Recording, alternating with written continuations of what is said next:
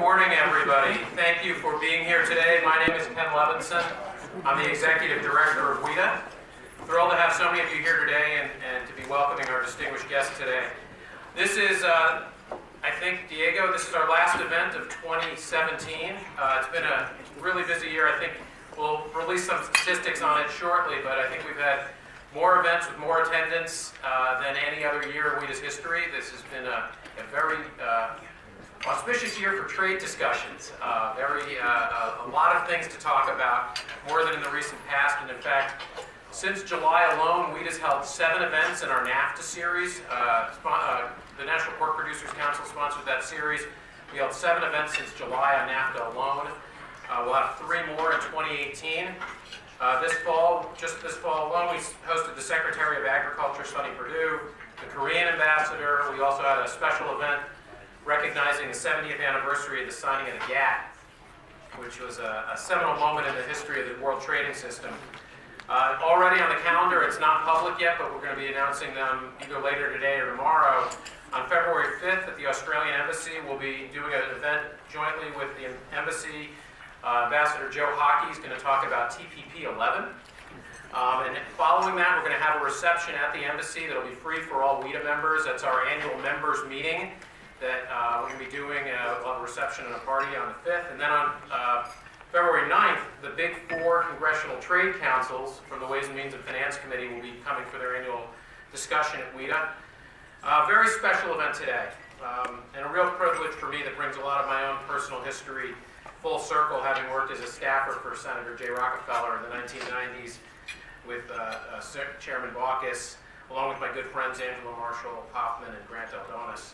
It's also a distinct honor for WITA to host Pat Roberts, the senior senator from Kansas and current chairman of the Senate Committee on Agriculture and a member of the Senate Finance Committee as well. There's no more passionate and forceful advocate for Kansas and America's national interest than Pat Roberts. Thank you, sir. And before I turn over the stage to Grant to introduce the 2 senators, I don't want to let one thing pass that most of you may not know, but yesterday was Ambassador Baucus' birthday. So I know that, yes, I think we'd rather, I'm told that he got quite a bit of cake and ice cream yesterday. I'm sorry we didn't have that for you today. And now I'd like to invite my good friend up, Grant Aldonas. Grant and I have known each other since 1997 when he served as Chief International Trade Counsel for the Finance Committee. He went on to serve as the Undersecretary for International Trade in the administration of George W. Bush, and this year was named the Executive Director of the Institute for International Economic Law at Georgetown Law.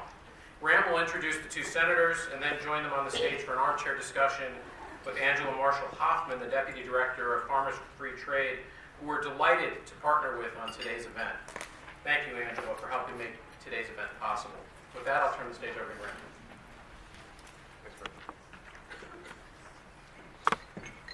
So first of all, I want to thank both Ken and Angela, and then of course Ambassador Baucus and Chairman Roberts, and all of you for the opportunity to be with you. What I'm finding, of course, is that you get offered things like the head of the Institute of International Economic Law at my age because they want you to raise money. It's not for any intellectual contribution. So it's actually nice to be here to have a few remarks. I want to introduce both of my friends by just setting a little bit of context. I had the great privilege of working on the Senate Finance Committee when I got to know both Chairman Roberts and Senator Baucus, Ambassador Baucus, and had the privilege of seeing their leadership on a range of issues. Just as I look at the faces with Deanne and a variety of others, we all had the privilege of watching their leadership. And I got to say, part of what I liked is I'm from Minnesota, and so I sort of necessarily gravitate toward anybody from west of the Mississippi, no offense, but because I think we kind of, out there you dream bigger because of the size of the sky, and then you also have a very clear-eyed view of the world, mostly because of the weather. And it's really important that we have that right now when we think about trade. And so we're very fortunate to have both of them with us. I'm just going to set the scene a little bit. I'm going to talk a little bit about, first thing is opportunity, second thing is about the challenge, and the third thing is about leadership. And And the opportunity starts with demographics, right? We have about, at least as I count, 7.3 billion on the planet, going up to about 8.5 billion by 2030, 9.7 billion by 2050. Most of that growth, interesting enough, is going to be in Africa, account for more than half of the world population growth during that period. We're also at the same time witnessing the largest mass urbanization in the world's history. And I'd be crazy after working all those summers on farms in Minnesota and North Dakota not to think of that as an opportunity, right? There's a lot there to be done, and there's a lot in American agriculture to do it. The fact of the matter is if you think about American agriculture, they increased their total factor productivity, output per unit of input, in the past 7 decades by 300%. That is something that is remarkable for any industry, and it is one of the things that reminds me from the times I worked on the farms that for any of you who've done that, you're looking actually at the world's first and best entrepreneurs. There's nobody who deals better with risk than people who are on the land. And that seems to be lost in our trade policy discussion right now. You know, when you think about who you represent, whether it's the incumbents or the innovators, you need to be thinking about farmers as the innovators, because that's what they are. That's what drove that productivity growth. It's also what will deliver their ability to feed that population that's growing at the end of the day. So what's the challenge? Well, the truth is American farmers can't seize that opportunity except in the context of a rules-based trading system where the United States voice is always pushing for liberalization. I'm going to make this very simple. I can illustrate it with numbers, but the most important thing is in 40 years as a diplomat, a trade negotiator, an international lawyer, and a businessman, I literally have never seen one instance in which the world became more free, in markets or otherwise, where it didn't depend on the United States voice being a part of that conversation and consistently pressing in the direction of freedom. And that starts right here in terms of the discussion about agriculture. To just grasp it, if you think about our 3 top trading partners in agriculture, our gains have all been based on the rules, right? In order: Canada, China, Mexico, largest consumers of American agricultural goods. It's China joining the WTO, and it's the NAFTA. And if you look at the increase, the really remarkable increase in interregional trade, North American trade, since the NAFTA, it's the strongest argument actually in favor of it. There's lots of other arguments you can make, but agriculture proves the point where integration actually worked. And I have to say that NAFTA didn't go far enough. There actually is a reason to further negotiate liberalization with our North American trading partners. You think about poultry, you think about dairy, a series of other issues where Canada is particularly committed to supply management. That's a huge target for American producers. We'd be foolish not to seize that opportunity, but it does seem like the proposals that are on the table from the United States at this point are more committed to restricting trade than they are to liberalizing trade further. Which brings you ultimately to the challenge, or the need for leadership. And what I would say is there's a lot of challenges we face globally. None of them are going to be made more tractable unless the United States is there as an advocate for its interests and a broader advocate for freedom. And to me, that does start with agriculture. It's certainly one of the things I learned as Trade Counsel on the Finance Committee as Undersecretary of Commerce. You'd be surprised, but you know, the Commerce Department owned that processed end of a lot of what went on in the ag negotiations. And I had the luxury of working with J.B. Penn and a lot of other people who were so good at what they did that it made my job easy just to interface with them. But it was an education in that whole idea of farm to fork, and to be thinking about that way as we bargain, as we negotiate. And that does seem to be missing right now. My point is that at the end of the day, there's a lesson in leadership I took away from working with these 2 great gentlemen. And that is, leaders set out to make a difference. The most important thing I learned was, it's not about the role, it's about the goal, right? At the end of the day, that's what these 2 men represent. And I really am just privileged to be on the same stage with them, honestly. So I'm going to ask Max to come up first. As you know, not only congressman, senator, lawyer in his home state of Montana and Missoula, but more recently our ambassador to China, and works so ably, frankly, on behalf of these interests trade-wise. And then, of course, Chairman Roberts, who also has the distinct responsibility of serving on the Finance Committee and taking care of trade as well. So, Max, without further ado.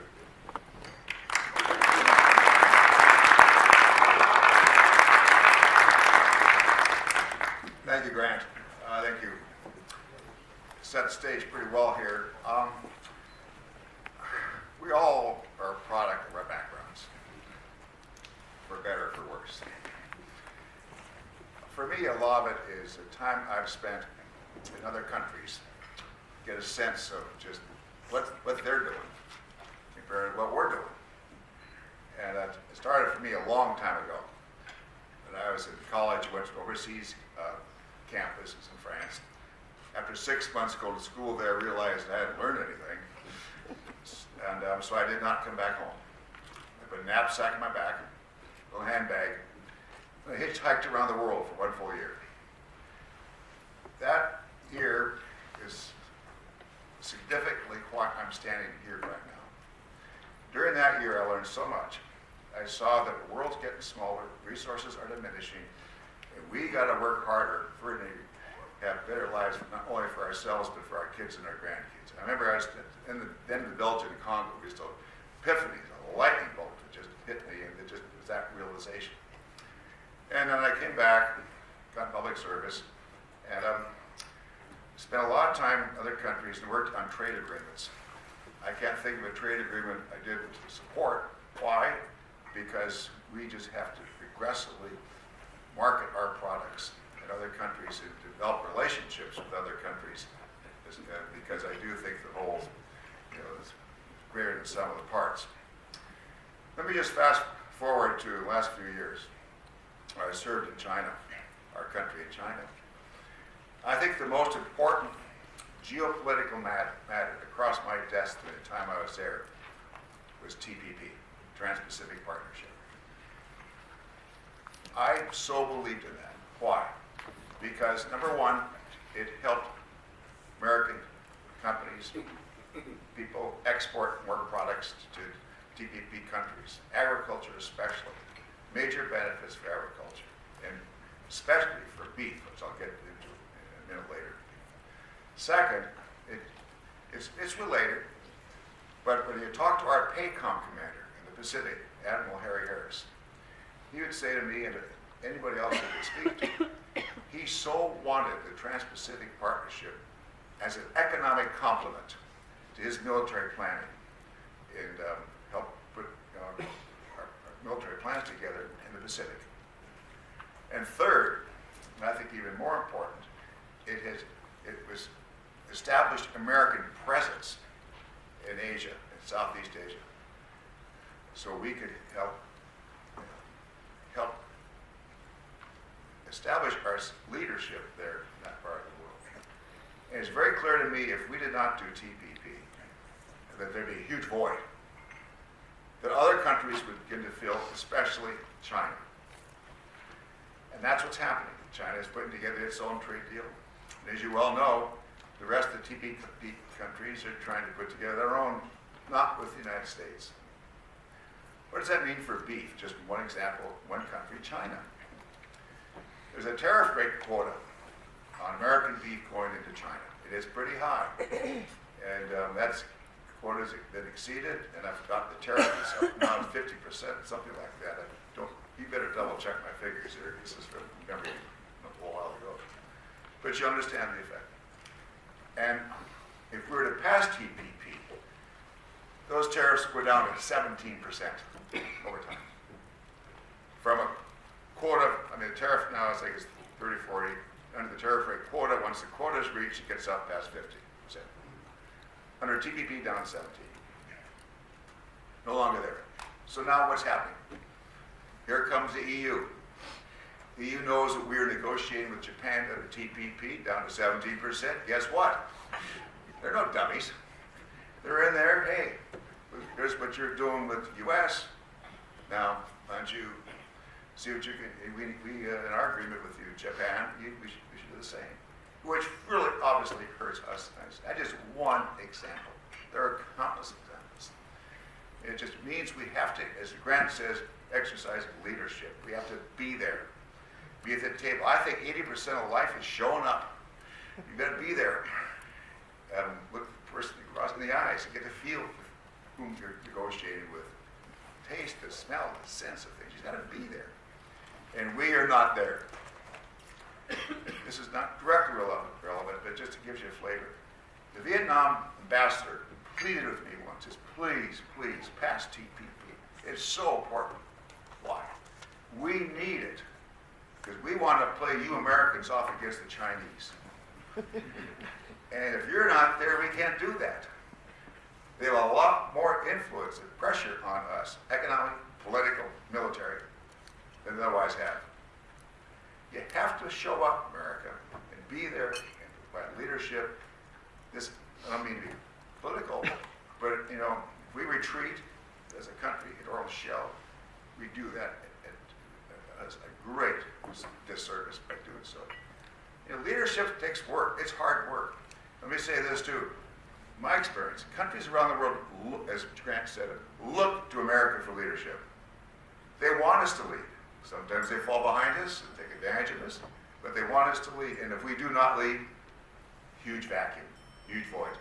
Other countries do their deals. Australia is doing its deals on beef and other products, as well as other countries in that part of the world.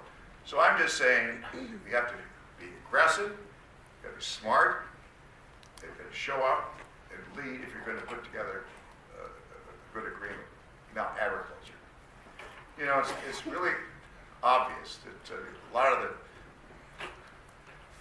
fear-mongering, both sides of the aisle, is primarily over lost manufacturing jobs. You lose a job, it's easy to see, and so on and so forth. Now, clearly a lot of those jobs lost are due partly to greater efficiencies in manufacturing. It's not just because of low wages in other parts of the world. But still, it's lost jobs. People do not see the benefits of trade for agriculture. Just don't see it. And it's hard to show the benefits because benefits are always harder in trade than the liabilities. Always harder. Which means, again, you have to work that much harder. I won't give you all the statistics. They're stunning how much agriculture depends on trade. We sell a lot. Kansans and Minnesotans and Montanans to America, but so much goes overseas. I think about 20%. Got the figure our production goes overseas. It's so important. And so that's why Dick Lugar and I put together this group called Farmers for Free Trade. The whole point being, we must put together a grassroots efforts out in the country to help mobilize and excite and get people going and believe that their voice makes a difference for agriculture, exports, and ag trade. Second is bipartisan. It's very important to Dick and to me that we be bipartisan, and that's what we're doing. Now, obviously, a calf, kernel of wheat, pork. It's not Democrat. It's our Republican. That cow doesn't care. It's a Republican or Democrat and so forth. I don't know if he or she wants to get shipped overseas.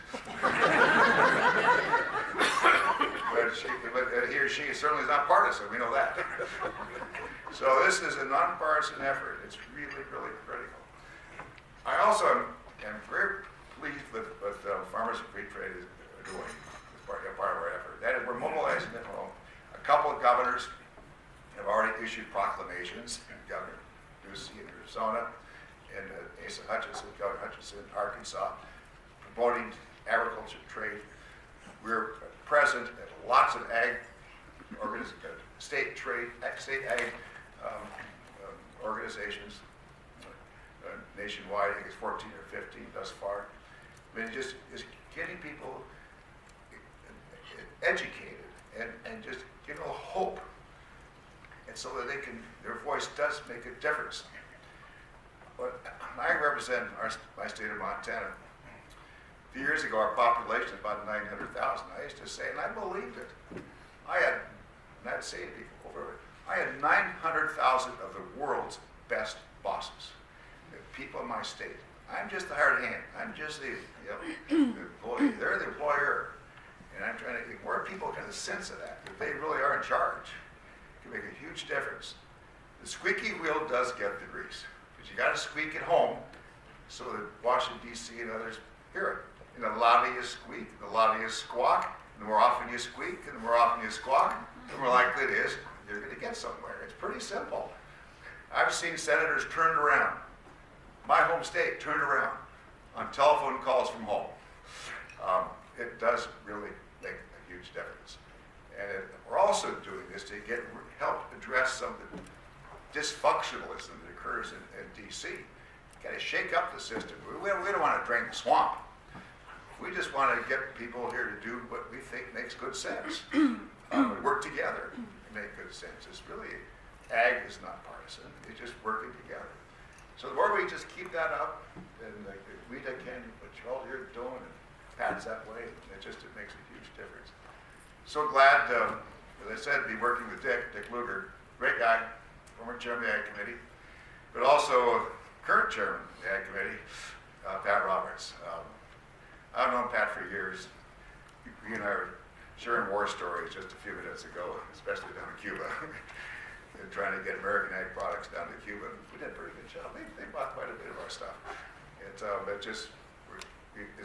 This is a mutual effort, working together, and it's the old thing in life. We got two choices. It's try or do nothing. It's a pretty simple choice. And that raises the second question. If you try, of course that's good. Do you try your best or not? And of course you do. You try your best. And if you try your best to do what you think is right, you know, it pays. Sometimes it takes some time, but it really reaches results. Reminds me a little bit of my political inspiration as a former Montana Senator, Mike Mansfield. When I first was talking to Mike a long time ago, very sophomorically, said to Mike, can't believe I said this, can't believe I'm saying it right now. I said, you know, Mike, if you do the right thing, you'll get rewarded. I said, you'll eventually get rewarded. And he looked at me and he said, a little smile, twinkle his eye, and he says, yup, but sometimes it takes a long time. So our goal here is to shorten that time. Just to do what's right for agriculture and for the country, and just have fun doing it. So just thanks for your invitation to be here.